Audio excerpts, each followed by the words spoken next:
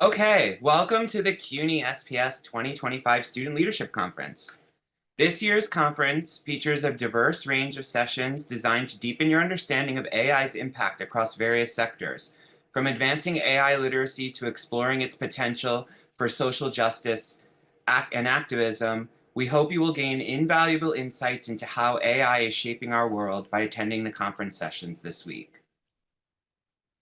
This conference session is titled AI and Access, Leveraging AI Technology for Advocacy, Activism, and Human Rights. If you don't know me, my name is Anthony Sweeney, and I'm the Associate Director of Student Life here at CUNY SPS.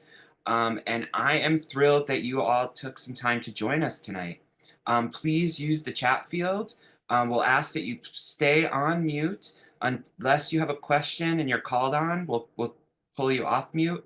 But for the comfort of others, please stay on mute. Use the raise your hand function when it is time for questions or if you have a comment. And if you're in a space that allows you to, please turn on your camera.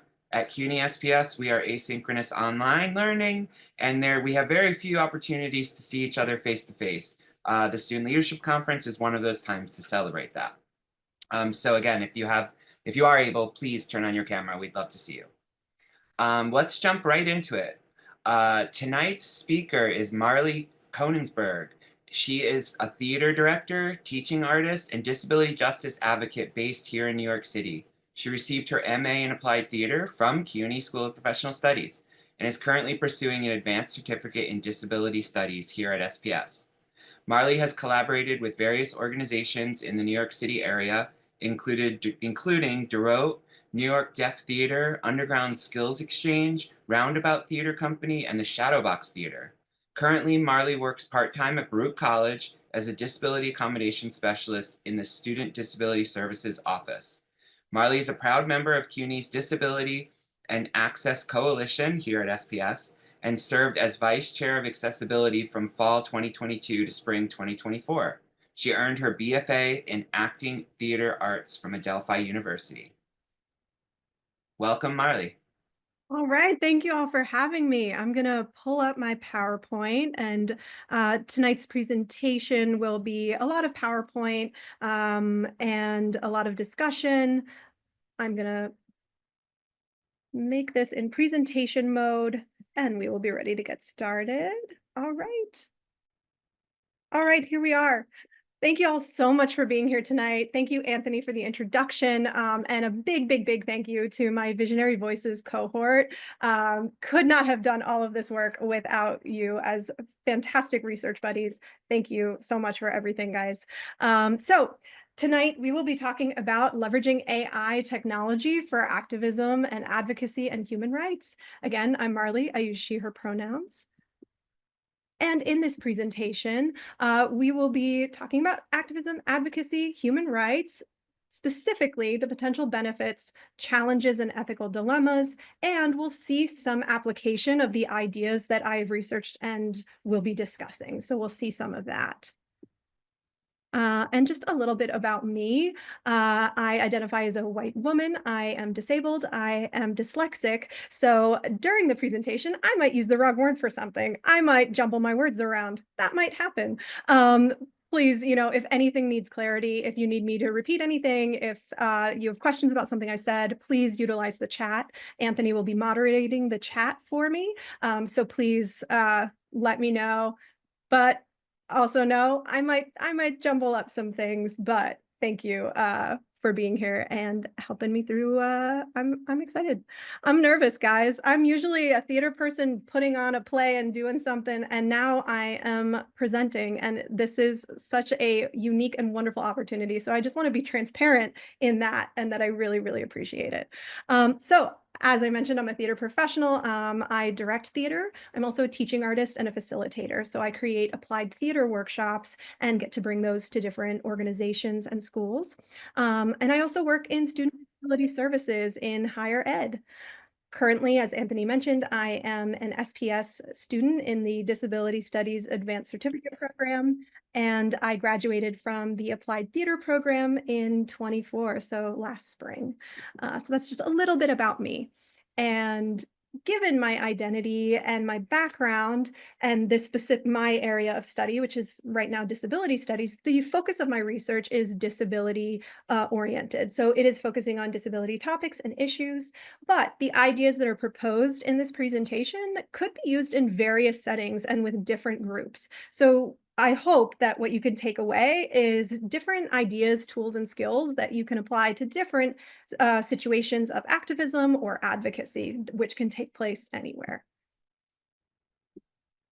And as I mentioned, we've talked a lot about this in my in the disability group and in the Visionary Voices group, where AI isn't going anywhere. So this is just an ever-growing topic, and I want to acknowledge that a lot of the research that we've done in the last couple months, it has changed. It is moving quick. So there's lots of things that then we had to move with as research fellows as part of Visionary Voices. So a lot of this information is changing. So I just preface tonight with take tonight with you, take this information with you, but no, it's evolving rapidly. So things might change, and they will.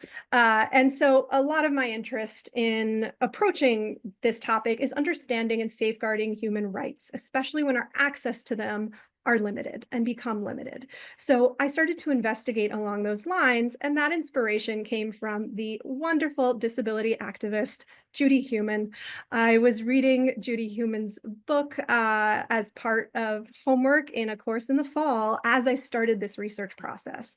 And this quote really jumped out to me that's on the slide, which says, "Civil rights laws are meaningful when people understand the law, advocate for themselves and others, and can rely on the justice system to effectively monitor and enforce the law." So essentially, what she was writing and surmised is that when our access to laws are limited, it's up to us to know them and to preserve them.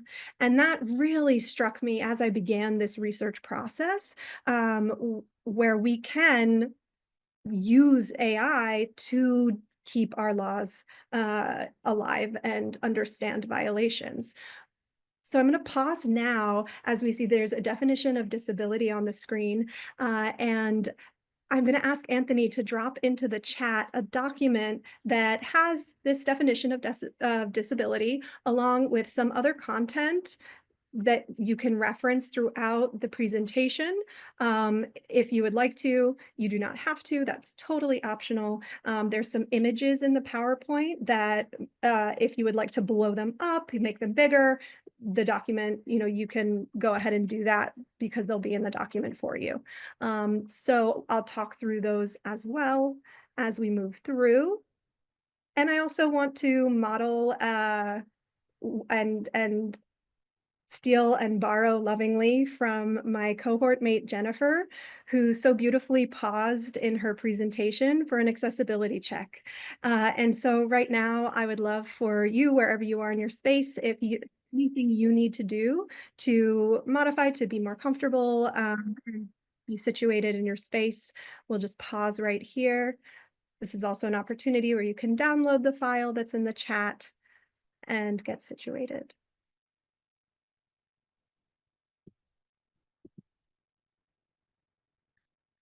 Okay, so I'm going to dive back in with our disability definition here. This is a definition from Sins Invalid, which I absolutely love. And it says disability is a word that links people of common overlapping related experiences of oppression that are oppression-based in navigating a world designed and defined by able-bodied people.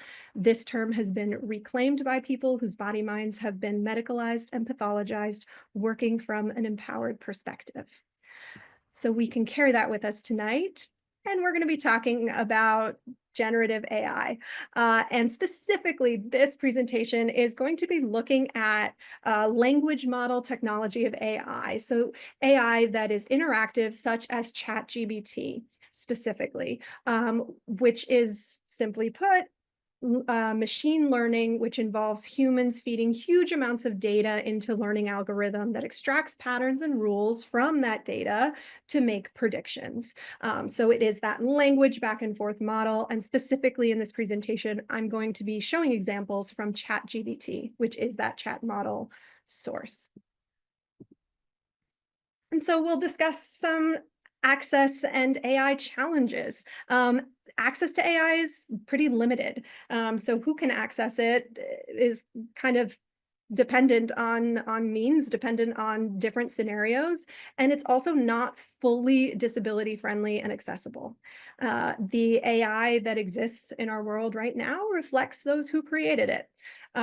So using AI can shape AI's responses. It learns from the user. So more groups who have access to it, the more it can change, the more it can learn from different groups that are using, which is very important specifically for marginalized groups. And with AI, there is bias and there is misinformation. Many presentations have touched on this. And it holds bias, it holds stereotypes that are reflective of the systemic issues of our culture. So it's reflecting our dominant culture, which then can be particularly harmful for stereotypes and biases. And it is a flawed it's a flawed system. It can perpetuate those in the information that it's giving, which is then misinformation. So it's reinforcing those social inequities and systemic injustices. But by empowering marginalized groups to participate in the development and use of AI, then the more that AI can learn from those groups. So the more that we have access for marginalized groups to use and engage with AI, the more it can be empowering. But again, misinformation can be a big issue. It is certainly not error proof. So those are some challenges around AI. And now we're gonna talk about activism, but to do that, I would love to hear from you all. What is activism? What does activism mean to you? What does it look like? This could be a one word or association, and I would love to invite you to drop that into the chat.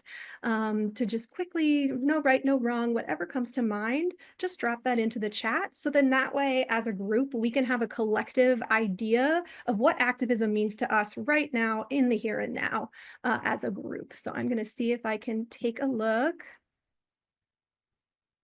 Activism is action, representation, advocating for people who don't have voices, standing up for something even when it's uncomfortable, shared idea, action for change, shedding light on issues that usually go ignored. Awesome. Awesome. Thank you all. That's very helpful to give us a context of what activism means to us right now. So thank you all for that. So then, what are the benefits for activism? AI for activism. So we know that it can conduct research. We know it can create budget proposals. It can test tactics. It can create and format public content, analyze social media, analyze strategies, and assess reactions. So these are some potential benefits that it could be applied to in activism or for activist causes. But there is this ethical dilemma with AI and activism. As climate activists, environmental activists are conflicted, and some really, really dislike AI and won't use it because it is harmful to the environment. So there is that conflict between activism and use of AI and application of AI. And so this is an ethical choice. It's up to the user, but that this is a dilemma, a moral dilemma, and an ethics dilemma that is in conversation with AI and activism. And so I'm going to invite us to imagine that we are a grassroots, nonprofit human rights organization. These are a few ideas of what we could use AI for. Um, Crafting letters to public officials or donors, conducting research, formulating grants or proposals, tracking policy changes, bills, and laws so we know what changes are taking place, assessing violations, and it's a big time saver for small staffed or volunteer organizations, as it can take a lot of this time and strain to create materials off of the individuals who are doing that. And so we're going to go a step further, and we are going to do a bit of a ChatGPT role play, where we're going to pretend our grassroots organization is Humane Humans for Tomorrow. This is a fake organization that I've created for us tonight, and it is a nonprofit grassroots organization. And so we're going to pretend that we are a development director and we are consulting ChatGPT because we need its help. So here there's a screenshot of my screen when I was having this conversation with ChatGPT. This image and the following images are in the document that Anthony shared in the chat. So if you need to blow that up or make it bigger, it is there for you to reference. But what this prompt is that I put into ChatGPT was that I'm a development director at a small grassroots organization. We're called Humane Humans for Tomorrow. I need to write an urgent letter to our donors regarding an immediate issue that we need to raise funds for ASAP. Can you draft a letter template? And so ChatGPT, this is the next slide, so the next image in the document. ChatGPT said, yeah, sure. And it drafted me up this quick letter. You can see it gave a subject, we need your help, urgent, needed. It has some blanks in there, like donor's name, the amount, the deadline. So there's spaces for me to go ahead and tailor that to suit my needs, my company's needs, and the issue. But when I was reading it, I was like, we need your help, urgent needed. It's like, this feels a little desperate. I don't want to come off too desperate to our donors because of course we need their help, but I also want to empower them. I want them to feel a part of the organization and that they're vital. So then in this next slide, next image here, which is also in the document, I say, you know what, I'm not sure it's quite right. I want to rally people and I want to make them feel as though they are a vital part of our community because they are. And ChatGPT said, I totally get that. You want it to feel, and kind of repeated and echoed what I said, and then started to give me options. So now it was drafting the letter with options for me to tailor. It gave me options for the subject line. It gave me options for different phrases that could be put into the draft. And then ultimately it came up with a second draft. And this was the final version that we landed on, which had the subject, you're a part of this and we need you now, which I liked. I was like, yes, this suits our tone more. So you can see and you can compare the two in that document and see what those changes are. Something else that I changed in the first letter, it said like, stand with us. And I said, ChatGPT, can you take out the ableist language of stand with us? And can you take those things out and provide me with different options? And it went ahead and it did that as well. So then it learned that that's the kind of language I want to avoid, and created something that felt more tailored and more accurate. So this is just one example of how a grassroots organization that is activist-based, social justice-based, could use ChatGPT to then help quickly create something that could take more time. For me, this took 2 minutes. It was 2 minutes of a quick conversation to then get this letter that I could, as the development director, go out, send out, fill in the blanks, and immediately have this out in the world. So it definitely is a tool that could save on time for organizational tasks. The letter is just one example. And then that provides more time for the activists of that organization to do the work, to act, versus the tasks that would take a lot of time there. So that's one example. We're going to move now into the advocacy part of the presentation. And again, I'm going to invite you all to drop into the chat some words of what comes to mind. What associations do you make around self-advocacy? So you can share one word, one phrase. And again, this just helps us kind of tune in to what we're all thinking right now in the here and now about this topic. Let me see. Power, confidence, standing up for yourself. Always advocate for yourself. Empowerment, self-empowerment, speaking up for yourself. Great. Awesome. Awesome. Thank you all. Yeah, lots of juicy words.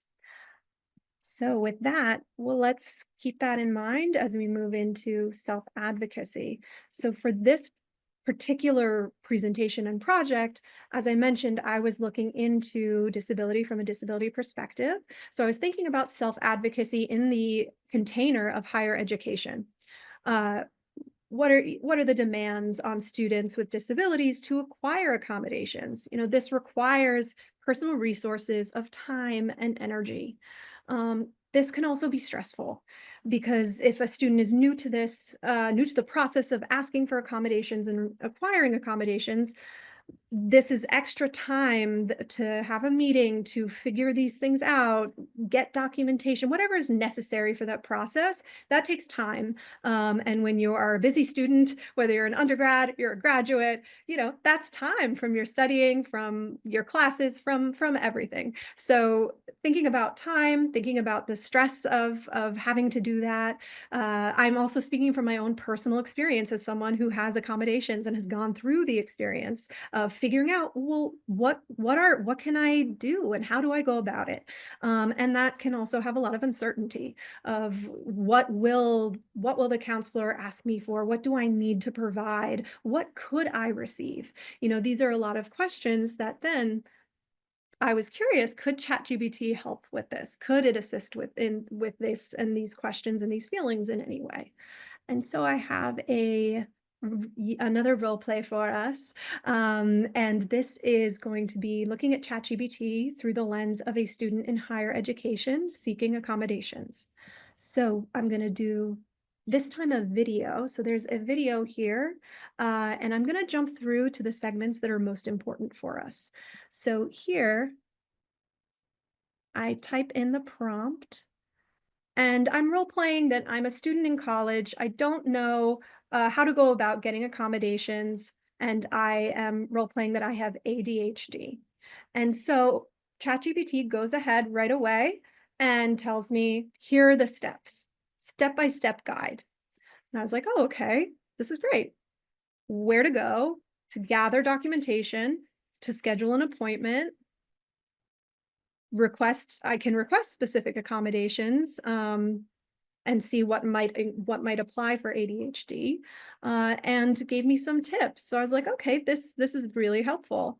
And then if I move forward, I asked specifically what kind of documentation will they ask me for? And ChatGPT went ahead and said, hey, you might need a formal diagnosis, a written letter or report. So then I'm now becoming informed as to what this process might look like, what are the steps I need to take, and what do I tangibly need to take with me for this meeting, this process to begin. So ChatGPT was able to give me this information, and then I'm just going to jump ahead a little bit.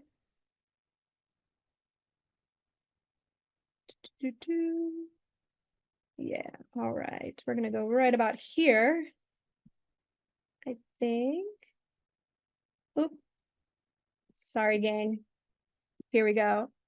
I was very surprised that after doing all of that, ChatGPT asked me what school I went to. And I was like, huh, this is really interesting. Okay. So it was very conversational through this conversation. So I wanted to get to that segment. So I go ahead and I type in CUNY School of Professional Studies.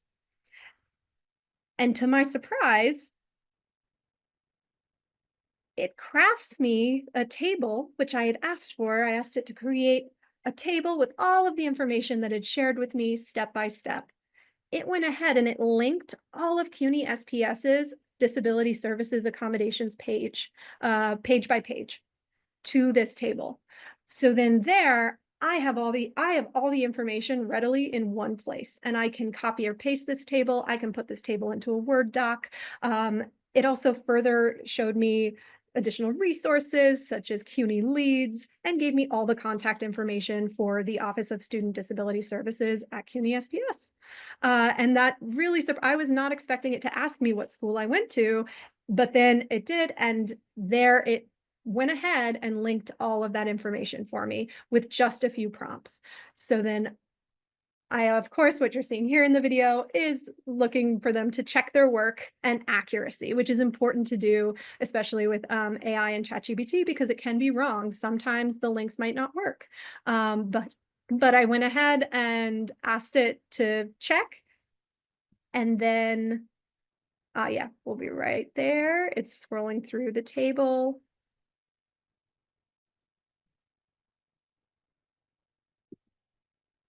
And then I went ahead and I clicked one of the links and it took me straight to CUNY SPS's documentation page. And it was the documentation step that I had clicked. So this is an example of how a student could utilize um, ChatGPT in terms of becoming informed and armed. This is a tool, this is a way of creating step-by-step breakdown of information and access to where that information lives. So ChatGPT can then create, I also had asked it at one point to create a list of what questions should I ask the counselor when I'm there? What should I ask? And it created a list. So going in with this table, with a script, with all of this information can really help in terms of the self-advocacy that students might experience and need to take time to do. And this was a matter of 5 to 10 minutes of just some typing to get all of this information. And so with that, it could help reduce burnout and stress. All of that information can be there. It's this time saver. It can also create more autonomy in the process, going in knowing, hey, this is what I can ask for. And these are the questions that I want to ask. It can definitely help and arm a student in that way. And it can prep for meetings. It so definitely helps save time and creates materials and finds your resources. So in terms of self-advocacy in this example, it can do all of these things to help create a smoother process. So then I was also curious about the other side. How could this help professors and educators in higher ed? And I was curious if it was a tool that could help them understand students' accommodations, and could it help to modify lesson plans? And so I went ahead and I did a similar thing as I did with the student in higher education. And I'm just going to move forward a little bit. I role played that I was a professor. I teach public speaking, and I have a student who received accommodations for alternative oral presentation. What does that mean? What can I do? Um, and that prompt is being typed out here in the video. And so it goes ahead and it tells me what that means, what that accommodation means, and it lists some possible alternatives. So it's telling me ideas, things that I can do, creating group work, suggesting that it could be a recorded presentation. So there's a lot of ideas that it started to provide. And then I went ahead and I asked it if it could modify my lesson plan. I put in a sample lesson plan and it went ahead and it made those changes. So it's definitely a tool that can help come up with ideas. And of course, Student Disability Services is there to speak with professors to be the human on the other side and ask and help them come up with creative solutions. But if that's not accessible in the time in which a professor might need, this could be an option. So I found this to also be tremendously exciting. And in my research, I also found this juicy question of seeing AI as an ally. Is AI an ally? It has the ability to empower individuals to ensure technology serves for a tool for inclusivity. I saw that it was in a quote, it was an empowering ally for people with disabilities as it can change and revolutionize classrooms and workspaces. And it is crucial in assisting and improving job opportunities. So again, the workplace comes up for inclusivity. So is AI an ally? This is a question that I'm still asking myself as I've also been talking about and researching AI as a tool for humans, not a replacement for humans. But this narrative, this idea is appearing in the research more and more. So this is something I think we should all be aware of in utilizing AI, and with that knowledge that it can't quite replace humans, can it? Still a question percolating. Um, And so now we're reaching the final topic of the three, activism, advocacy, and now human rights. And so what I kept finding in the human rights research is that it provides access to information for marginalized groups that can help them realize their human rights. And now this goes back to what I was sharing about the disability activist Judy Heumann, and was kind of lightning bulb kind of moments for me in thinking about how this could work. And so I have another quick role play. And in this scenario, we're using ChatGPT again to recognize if the Americans with Disability Act was in violation at a polling site. And so there's two important parts of this video that I created that were quite interesting. So I'm going to jump to those so we can see them as I posed the question, pretending that I experienced an issue at my polling site.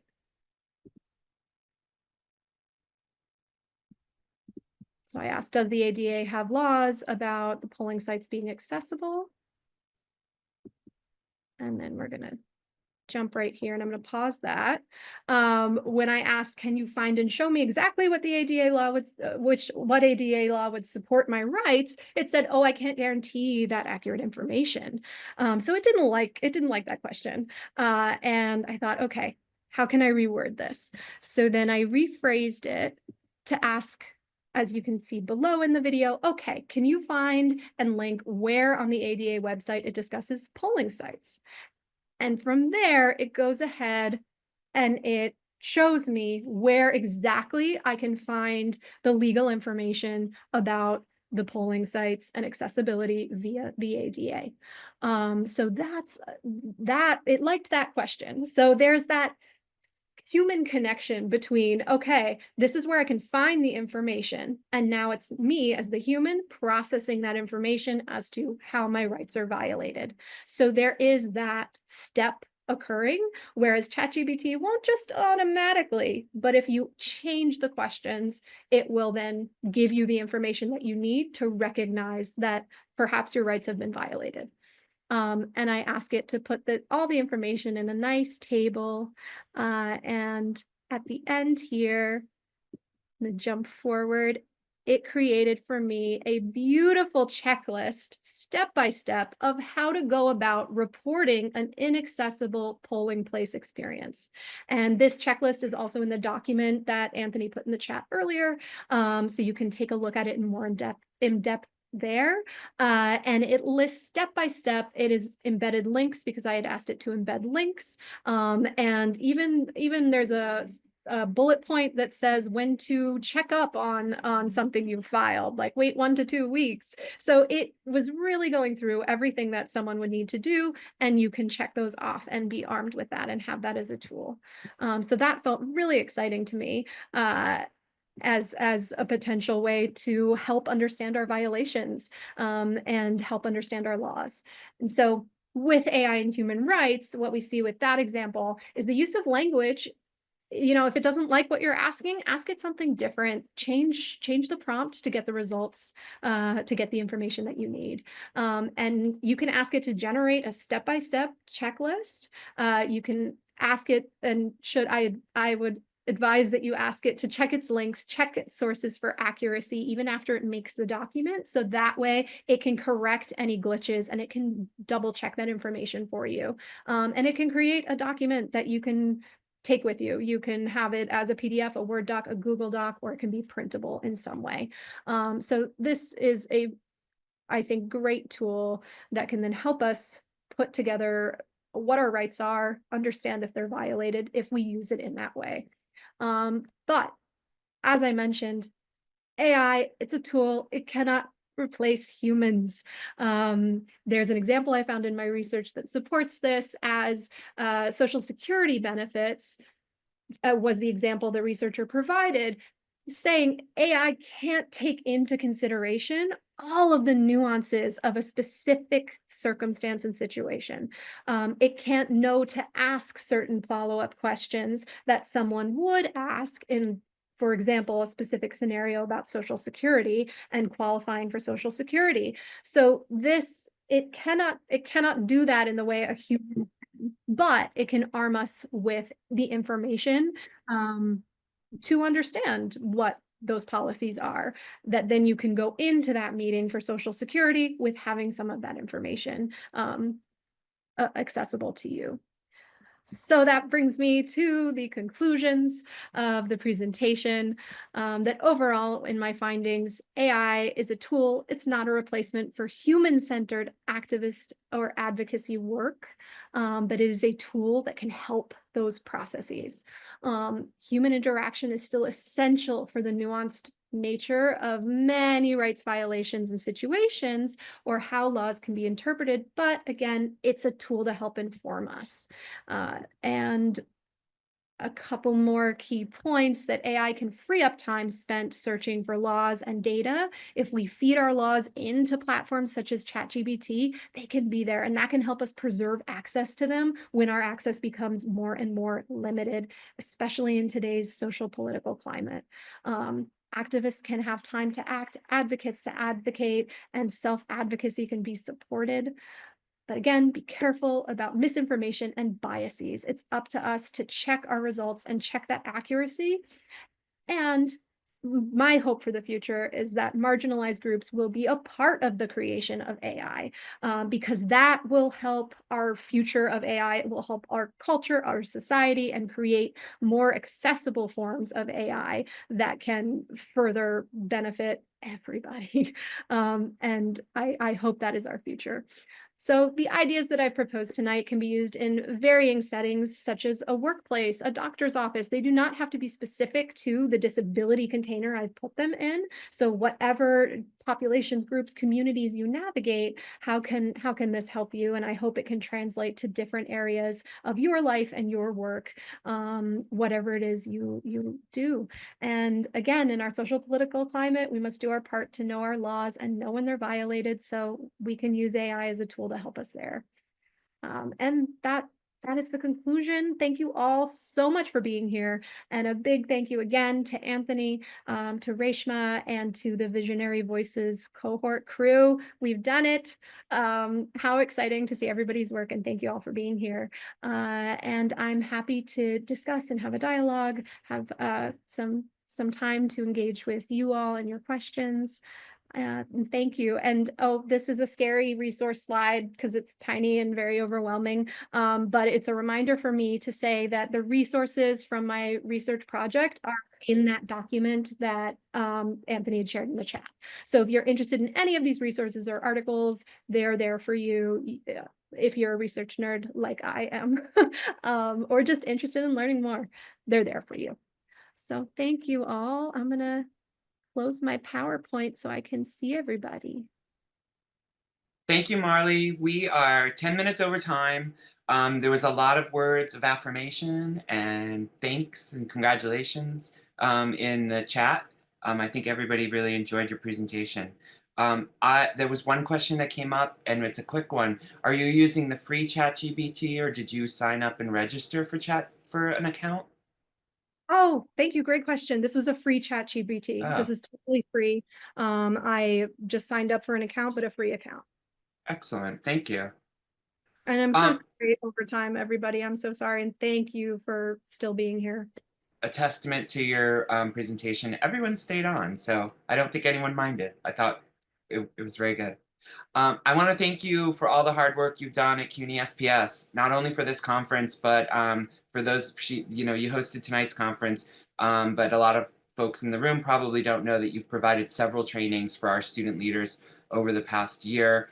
We see that expertise, and we're benefiting from you and our community already, with all of the students and alums that have come back and presented or been moderators for this conference. So thank you so much for tonight and all you've done for SPS.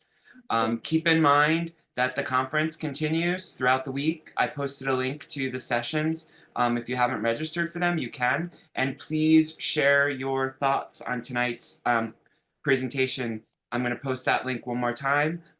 We'll share your responses anonymously with Marley, and it'll be for the benefit of everyone. So thank you so much. And thank you all for being here tonight. We really appreciate it. Yes, thank you so much, everybody.